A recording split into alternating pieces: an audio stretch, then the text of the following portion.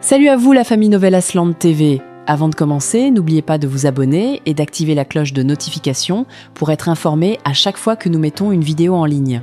Dégustons ensemble l'épisode 6 de notre série Le Clan. Echo accompagne la jeune demoiselle qui a semé la panique au restaurant.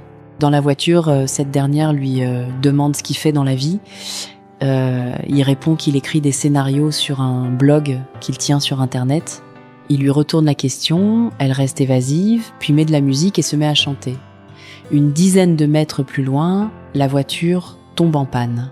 Echo dit à la jeune femme qu'il s'agit d'un petit problème de chauffage et qu'il descend s'en occuper. Pendant son absence, la fille le regarde avec un air très amoureux, visiblement excité, et finit par l'embrasser à son retour. Echo redescend, ouvre le capot et avant même de vérifier l'eau dans le radiateur, lâche « Seigneur, qu'est-ce qui m'arrive ce soir ?» Après avoir refermé le capot, il découvre avec stupeur que cette femme étrange a disparu de son véhicule. De son côté, Devin Akin rentre de soirée avec ses amis. Tout le monde est révolté et dépassé par l'attitude d'Aslan Soykan en boîte de nuit. Ses amis le critiquent tellement qu'elle finit par descendre du véhicule. Aslan, arrivé chez lui, appelle à la maison pour dire que Sian, son frère, ne doit plus jamais y remettre les pieds et que les gardes doivent surveiller les enfants. Il prend ensuite une bouteille et des comprimés, boit, puis s'effondre en pleurant.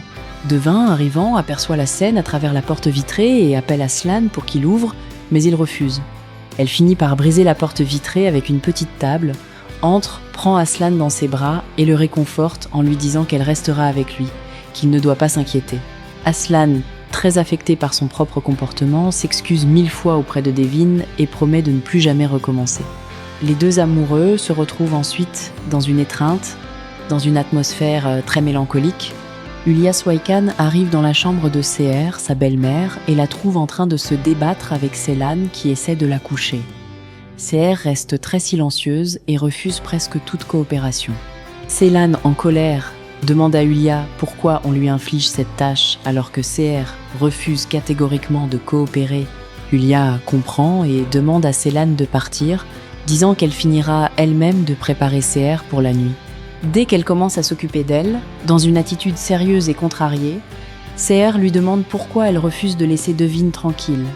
Ulya feint de ne pas comprendre, mais Seher répète sa question. Comprenant de qui et de quoi il s'agit, elle installe Seher devant le miroir pour la coiffer.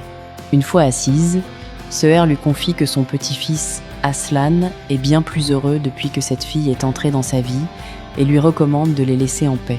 Ulya lui demande si, en son temps, elle-même les avait laissés tranquilles. Seher s'énerve alors et révèle une vérité qui laisse Ulya sans voix. Retour chez les deux tourtereaux qui nous font battre le cœur comme jamais.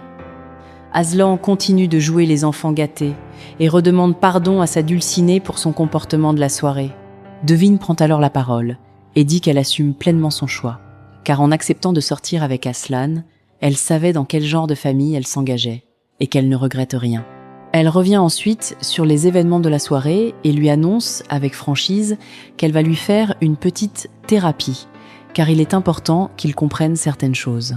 Elle explique qu'Aslan a frappé Tolga, le mari de Leila, non seulement parce qu'il est le beau-frère de sa sœur, mais surtout parce que c'était le nom de son père et de sa famille qui était bafoué un problème qui, normalement, ne le concernait pas directement, et que Leila le sait très bien.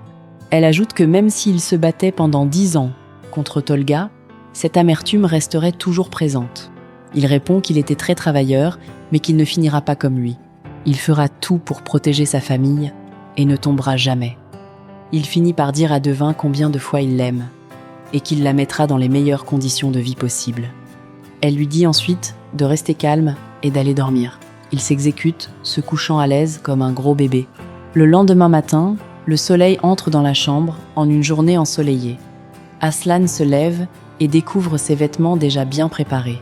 Il descend et tombe sur un petit déjeuner royal préparé par Devin. Les deux tourtereaux se mettent à manger. Aslan donne une note de 9 sur 10 à Devin, mais elle sourit et répond que ce n'est pas meilleur que ce qu'Aslan a préparé la dernière fois. Aslan sourit et lui demande d'arrêter d'être aussi modeste. Silence, puis la fameuse question surgit « On va se marier ?» D'un simple hochement de tête, tout en mangeant, Aslan répond par l'affirmative. Pendant ce temps, l'ex-femme d'Aslan, qui vit avec Sihan, est surprise par ce dernier en train de lire une lettre. Une lettre laissée par Ibrahim, censée rester très privée. Il s'approche et exige la lettre. Elle affirme, apeurée, ne pas l'avoir lue, mais il insiste. Elle finit par la lui donner, et il la met en garde contre toute curiosité excessive, sous peine de problème. De l'autre côté, l'amour grandit. Aslan remet les clés de sa maison à Devin, puis l'embrasse. En sortant, elle lui demande ce qu'il y a. Il répond simplement « Rien, ma future épouse Devin Swakan ». Devin, amoureuse, cela se voit dans son regard et son comportement, elle redevient presque une gamine face à Aslan. Avec son équipe, Aslan se rend à la chaîne médiatique qui doit réaliser le documentaire sur leur famille. Avant d'entrer, il s'informe de l'état de Tolga auprès de l'un de ses hommes, puis rejoint le bureau du directeur de publication. Pendant plus de 30 minutes, les deux hommes négocient. Aslan insiste pour que le documentaire soit refait avec sa participation, car son oncle Ibrahim, ici en tant que figure extérieure au projet, ne connaît pas la vraie réalité de la famille. Le journaliste refuse avec prétention, rappelant que depuis 10 ans qu'il est au sommet, personne ne l'a jamais fait plier, et que le reportage se fera avec la personne qu'il aura choisie. Aslan tente encore de proposer d'autres idées, mais le journaliste refuse catégoriquement toute négociation. Aslan et ses hommes finissent par partir. À l'extérieur des bureaux, Eko aperçoit une voiture de rêve exactement comme celle qu'il admire sur son blog et se dit que son propriétaire doit être un homme comblé. Il demande les clés pour commencer son travail de chauffeur, mais Aslan lui répond qu'il rentre chez lui. Eko, vexé, demande ce qu'il a fait de mal pour être ainsi évité. Aslan sourit et lui tend les clés de la fameuse Mercedes. La voiture est désormais la sienne. Eko est dépassé, ébahi, stupéfait. Devin arrive au bureau. Sa secrétaire l'informe qu'une dame l'attend depuis 20 minutes. Elle découvre qu'il s'agit d'Ulia, qui explique être passée par hasard en faisant une course dans le quartier. Devin s'étonne qu'elle ait connu l'emplacement de la clinique. Ulia répond que c'est Aslan qui le lui a communiqué. L'atmosphère est tendue, mais les deux femmes restent courtoises. Ulia vient s'excuser au nom de ce qu'Aslan a fait à Tolga la veille, précisant que Tolga n'est pas quelqu'un de mauvais, simplement qu'il refuse de respecter les règles de la famille Soykan. Elle demande ensuite à Devin si Aslan lui a déjà parlé de ces règles. Devin répond que non, qu'il n'a pour l'instant évoqué que leur futur mariage, mais qu'elle sait dans quel genre de famille elle s'engage. Ulia reçoit alors un message de l'avocat, l'informant que le contrat de mariage a été remis au chauffeur. Son visage s'illumine aussitôt. Devin s'excuse et lui demande ce qu'elle souhaite boire. Elle répond qu'elle prendra du thé. De son côté, Aslan appelle son oncle Ibrahim avec beaucoup d'humilité, lui envoie un fichier et lui demande de l'écouter, précisant que c'est urgent, car pendant sa conversation avec le journaliste, celui-ci avait tenu des propos désobligeants sur Ibrahim et Aslan avait tout enregistré. Ulia demande ensuite à Devin d'organiser un repas où elle pourra rencontrer toute sa famille. Elle lui demande si elle est toujours en contact avec son frère. Devin répond que oui, un peu, car ils se sont vus la semaine passée. S'ensuit un véritable duel d'esprit. Ulia demande à Devin si elle a un frère nommé Sihan en référence à son propre fils rejeté. Devin confirme et ajoute que dans toute famille, il y a une brebis galeuse. Et que chez les Soykan, c'est lui précisant que si elle a encore affaire à lui, elle doit impérativement le signaler, car en parler à Aslan créerait un nouveau conflit. Devin sourit et répond que ce sera difficile, car elle ne veut rien gâcher à son Aslan. Ulia finit par partir. On sent dans cette scène une femme qui exerce une influence menaçante sur Devin.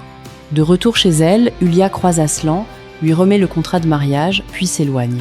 Aslan lit seulement l'entête et confirme qu'il s'agit bien du contrat, puis poursuit sa mère en l'appelant à plusieurs reprises. Elle ne répond pas et continue de regarder devant elle. En voulant entrer dans sa chambre, il est intercepté par Leila, qui le gifle net sur le pas de la porte.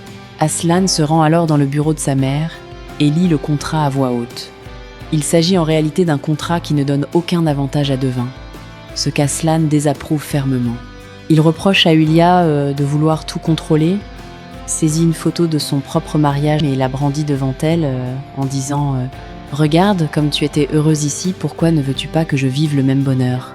Est-ce qu'à l'époque, la mère de papa t'a exigé un contrat de mariage ? Laisse-moi vivre ma vie avec ma femme. » Ne se sentant pas bien, Sian, cherchant à se défouler, paie des hommes pour le frapper. Ceux-ci croient d'abord à une simple mise en scène, mais réalisent que c'est sérieux. Il leur avait seulement demandé de ne pas frapper à la tête, consigne qu'ils ne respectent pas, ce qui pousse Sian à finalement les rouer de coups tous ensemble. De son côté, Echo, à la recherche de la femme mystérieusement disparue de son véhicule, apprend d'un barman qu'elle se faisait passer pour la belle-sœur d'Aslan, alors qu'il s'agissait en réalité d'une femme dérangée. Aslan, rentré chez lui, dissimule le contrat dans un mauvais endroit. Plus tard dans la soirée, Devin tombe dessus et découvre son contenu.